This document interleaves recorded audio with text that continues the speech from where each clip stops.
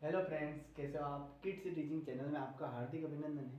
अगर हिंदी व्याकरण और हिंदी साहित्य की अगर आप तैयारी कर रहे हैं तो चैनल को फॉलो जरूर करें। तो आज अपन शुरुआत करते हैं रस की। रस, वीर रस और हास्य रस की बात अपन करते हैं। वीर रस का उदाहरण, वीर रस की परिभाषा। तो वीर रस को उत्साह, वीर रस का स्थायी भाव जो है उत्साह है। क्या है? उत्साह। वीर और उत्साह, वीर उत्साह।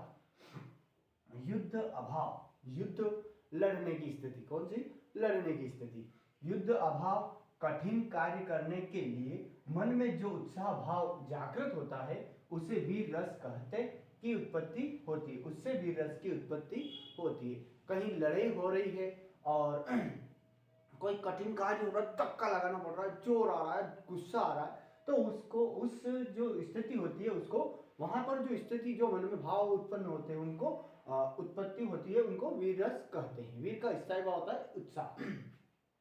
इसका उदाहरण है, वीर तुम बढ़े चलो, वीर तुम बढ़े चलो, धीर तुम बढ़े चलो, वीर तुम बढ़े चलो, धीर तुम बढ़े चलो।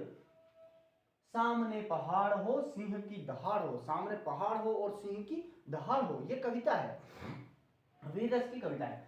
तुम कभी रुको नहीं, तुम कभी झुको नहीं, तुम कभी रुको नहीं, तुम कभी झुको नहीं।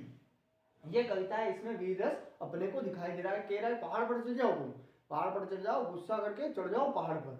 आगे, रण रण बीच चौकड़ी भर भर बरस कर, भर भर कर, रण बीच चौकड़ी भर भर कर। चेतक बन गया निराला था, चेतक बन गया निराला था, राणा प्रताप के घोड़े से पड़ गया हवा का पाला था। राणा प्रताप के घोड़े से पड़ गया था हवा का पाला था। ये कविता, यह है, इसमें वीरस है। मैं सत्य कहता हूं, मैं सत्य कहता हूं सखे, मैं सत्य कहता हूं सखे, सुकुमार मत जानो मुझे, सुकुमार सखे सुकुमार मत जानो मुझे, राम राम राज से भी युद्ध में प्रस्तुत सदा मानो मुझे, प्रस्तुत सदा मानो मुझे। यह हुआ वीर रस का उदाहरण। अब बात करते हो हास्य रस का। हास्य रस पढ़ने से ही पता चल रहा है, जहां हंसते होंगे, यही होता है हास्य रस, जिसका होता है स्थायी भाव हास्य। जब किसी व्यक्ति, वस्तु, स्थान, नाटक, जब किसी वस्तु, व्यक्ति, स्थान, नाटक आदि के दृश्य को देखकर या सुनकर मन में जो आनंद या हास्य की उत्पन्न अनुभूति होती है उसे हास्य रस कहते हैं। अपने को किसी नाटक को देखकर हंसी चल गई, किसी व्यक्ति को देखकर हंसी चल गई, किसी स्थान पर जाकर हंसी चल गई, अरे यार क्या गंदगी कर रखी है यार वो। उसके बाद नाटक, स्थान, वस्तु, किसी वस्तु को देखते ही अपने को हंसी चल जाती है, वो वाला। तो उस जो मन में आनंद उत्पन्न होता है उसको क्या कहते हैं? हास्य रस कहते हैं। उदाहरण, तंबूरा ले मंच पर बैठे प्रेम प्रताप, तंबूरा लेन मंच पर, तंबूरा लेन मंच पर बैठे प्रेम प्रताप, साज मिले 15 मिनट, घंटा भर आलाय, घंटा भर आलाय, कि साज मिले 15 मिनट और घंटा भर आलाय।